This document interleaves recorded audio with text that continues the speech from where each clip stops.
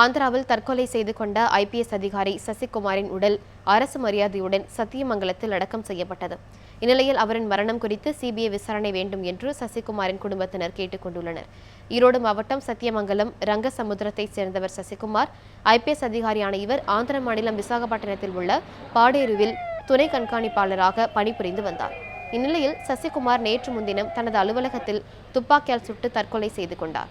இதனையடுத்து சசிகுமாரின் உடல் விசாகப்பட்டினத்தில் இருந்து விமானம் மூலம் பெங்களூரு கொண்டு செல்லப்பட்டு அங்கிருந்து ஆம்புலன்ஸ் மூலம் சத்தியமங்கலத்திற்கு நேற்று மாலை எடுத்து வரப்பட்டது. சசிகுமாரின் உடலுக்கு ஈரோடு மாவட்ட ஆட்சியர் பிரபாகர், மாவட்ட காவல் கண்காணிப்பாளர் ரூபேஷ்குமார், மீனா உள்ளிட்ட அதிகாரிகள் மலர் வளையம் வைத்து அஞ்சலி செலுத்தினர். இதனைத் தொடர்ந்து சத்தியமங்கலம் கோவை சாலையில் உள்ள மயானத்திற்கு சசிகுமாரின் உடல் ஊர்வலமாக எடுத்துச் செல்லப்பட்டு 21 துப்பாக்கி குண்டுகள் முழங்க போலீஸ் மரியாதையுடன் சசிகுமாரின் உடல் அடக்கம் செய்யப்பட்டது.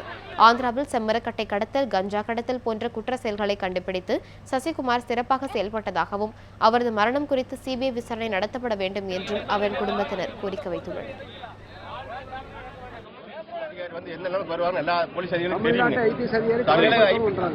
தமிழக அரசும் ஆந்திரா அரசும் எங்களுக்கு உரிய விசாரணை CBI விசாரணை எங்களுக்கு தேவைப்படுங்க.